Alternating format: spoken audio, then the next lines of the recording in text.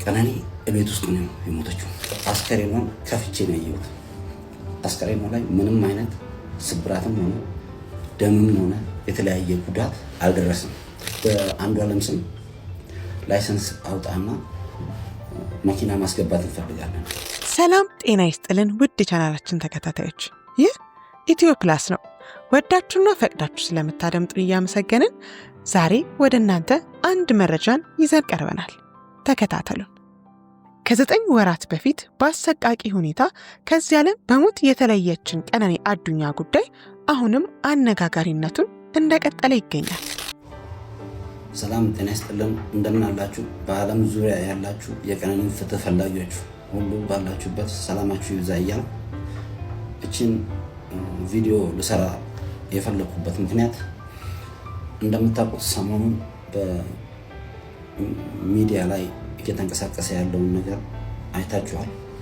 ብዙ ኮሜንቶች እየተሰጡበት ነው እና ለምሳሌ አንዷለም ከቤተሰብን አማክር ያለው እሷ እያመማት ስለ እሷ ጉዳይ ከቤተሰብ ጋር ተወያይቻለሁ፣ ስለዚህ መፍትሄ አልሰጡኝም ብሎ ሲናገር ሰምተናል።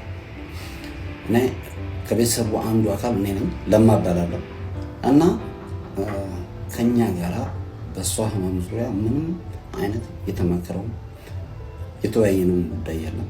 ይሄ እንዲታወቅ ፈልጋለሁ።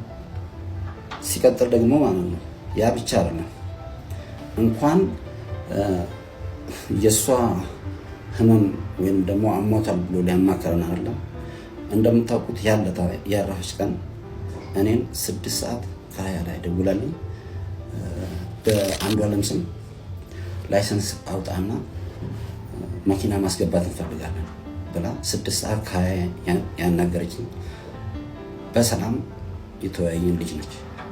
ሲቀጥል እሷ ያንን ብላ 9 ሰዓት ላይ ያረፈች ልጅ ከ9 ሰዓት ጀምሮ እስከ ጠዋቱ 12 ሰዓት ተኩል ድረስ ከቤት አንስተው ሆስፒታል ወስደው ሆስፒታል ቤተሰቦቿ የእሷ ቅርብ ዘመዶች የሉ ሲባል ዘመድ እዚህ የላትም፣ ገጠር ነው ያለው የእሷ ዘመድ ያሉት።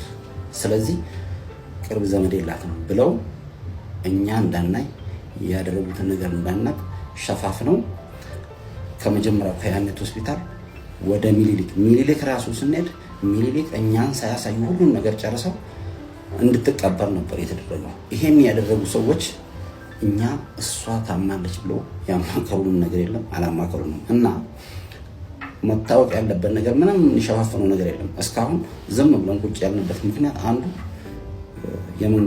መንግስት በእጁ ይሄን ጉዳይ ይዞ መንግስት እየተከታተለው ስለሆነ መንግስት እጅ ያለ ጉዳይ ነው ብለን ነው። አሁን ግን እነግራቸዋለን ያለውን ነገር። እኔ አስከሬኗን ከፍቼ ነው ያየሁት። አስከሬኗ ላይ ምንም አይነት ስብራትም ሆነ ደምም ሆነ የተለያየ ጉዳት አልደረሰም። ከዛም ያክል ፎቅ ላይ የወደቀ ሰው ደግሞ ይሰባበራል፣ ብዙ ነገር ይደርስበታል። ስለዚህ ማለት ነው አንዱ ቀነኒ እቤት ውስጥ ነው የሞተችው። እቤት ውስጥ ሞታ ነው አቅፈው መሬት ጥለው አወርደው እንደዚህ ሞተች፣ ራሷን ጣለች የሚሉት እንጂ እሷ እንደዚህ አይነት ሀሳብ ላላቸው ሰው እንኳን መድኃኒት ነች። ስለዚህ የሞተችውም ቤት ነው። ከቤት ነው አውጥተው ታች ጥለው ጮኸው እንደገና ማንም እኛ ሳናይ ምንም ነገር የእሷን አሟሟትም ምንም ነገር ሳናቅ እዚህ ከተማ እያለን 9 ሰዓት የሞተች ልጅ በሚዲያ ተለቆ ስለ እሷ ጉዳይ ሌላ ስንት ሰው አውቁ ከመጀመሪያው ሆስፒታል እስከ ሚኒሊክ ሄዱ። ሚኒሊክ ያለው ፕሮሰስ አልቆ ከዛ በኋላ ነው እኛ ራሱ የደረስነው። በግድ አስከሬኗን አስከፍቼ ያየሁት እኔ ነኝ። ምንም ነገር እላዋ ላይ ጉዳት አልደረሰም፣ በቤት ውስጥ ነው ያረፈችው የሚል ኮንክሉዥን ላይ ነው የደረስነው። ስለዚህ ሲቀጥል ደግሞ ማለት ነው እንደዚህ አይነት የውሸት ፕሮፓጋንዳ እየተነዛ ህዝቡን ወዳልሆነ አመለካከት እንዲሄድ መደረግ የለበትም። እንደምታውቁት ባለፈው አባገዶች ልኮ ጉማ ከፈላለሁ እና ሽምግልና አስታርቁም ብሎ ሲልን ነበር። ያልገደለበትን ጉማ የሚከፍልበት ነገር የለም። እንደዛ ያለውን አባገዶች የሚተውኛን ቤተሰብ ፋዘር ጋር እንደዛ ካሉ በኋላ አሁን ግን ሚዲያ ላይ ወጥቶ አላልኩም ብሎ ዋሸ ማለት ነው። ይህም ህዝብን የመቅረበር ያክል የሚታየው። ሁለተኛው ትልቁ ነገር ደግሞ የቀነኒ ትንሹ ወንድም ወይም ደግሞ ሊበን ወጥቶ እሱ በተናገረው ነገር እና ለማም ያውቃል ሊበንም ያውቃል ብሎ ባለው ዙሪያ እሱ ትክክለኛውን መልስ ሰጠ። እሱ ትክክለኛውን መልስ በሰጠ በተለያየ አኳኋንና በተለያየ ህዝብ አመለካከታቸውን እሱ ዳይቨርት ባደረገው የተለያየ ትችት እየደረሰበት ነው። ከትችት አልፎ ማስጠንቀቂያ እየደረሰ ሊበን ማለት ነው።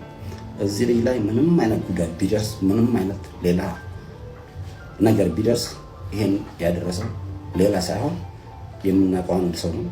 ስለዚህ በሌላ ሰውም ቢደርስ ይሄን ነገር የሚያደርገው እሱ ስለሆነ የኢትዮጵያ ህዝብ በጠቅላላ በዓለም ላይ ያላችሁ ታውቁልን በቤተሰቡ ላይ ምንም አይነት ጉዳት ቢደርስ ከዛ ከአንድ ሰው ጭንቅላት ማንወጥ ነው እንዲታወቅ እንፈልጋለን። ፍትህ ለቀነኒ። አሁንም ከጎናችን ስላላችሁ እናመሰግናለን። ይህን ለማለት ነው። አመሰግናለሁ። እንደ እውነቱ ከሆነ በሀገራችን ላይ እንደዚህ አይነት ክስተቶች በጣም እየተደጋገሙ ይገኛሉ። ምክንያቱ ደግሞ ትክክለኛ የሆነ ውሳኔ፣ ትክክለኛ የሆነ ፍርድ አለመሰጠቱ ነው።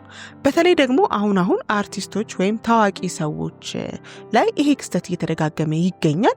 ከዛ ከታዋቂነታቸው ጋር በመያያዝ ካላቸው የገንዘብ አቅም ጋር በመያያዝ እንግዲህ ምንም አይነት ይህ ነው የሚባል የረባ ውሳኔ ሳይወሰን እንዲሁ የንጹሃን ደም በከንቱ እየቀረ ይገኛል። በታዋቂ ሰዎች ብቻም ሳይሆን በነገራችን ላይ እና አንዷለም ታዋቂ ሰዎች ስለሆኑ ጉዳዩ ገነነ እንጂ በተለያዩ አገራት በተለያዩ ከተሞች የሴት ልጅ ጥቃቶች እየተበራከቱ እንደ መብት እየተቆጠሩ እየተስፋፉ የሚገኙበት ጊዜ ላይ ደርሰናል። ፍርድ ቤትም ቢሆን ጉዳዩ ከሄደ በኋላ በተለያዩ መንገዶች እንግዲህ በጉቦም ሆነ በተለያዩ መንገዶች ወይም የማስረጃ በቂ የሆነ ማስረጃ ባለመቅረብ ምክንያት የብዙ ሴቶች እህቶቻችን፣ የብዙ እናቶቻችን፣ የብዙ ሴት ህፃናቶች ደም በከንቱ እየቀረ ይገኛል።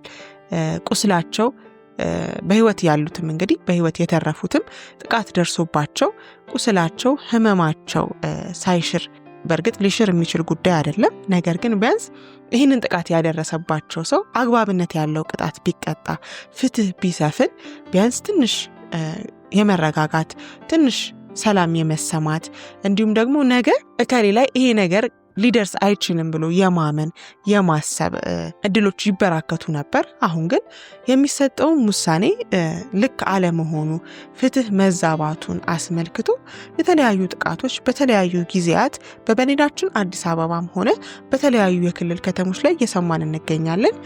እናንተ ውድ የቻናላችን ተከታታዮች ደግሞ በዚህ ጉዳይ ላይ ያላችሁን ሀሳብ፣ አስተያየት በኮሜንት ሴክሽናችን ላይ እንድታጋሩን እየጠየቅን ለዛሬ የያዝነውን መረጃ ከወዲሁ አገባደድ። መልካም ጊዜ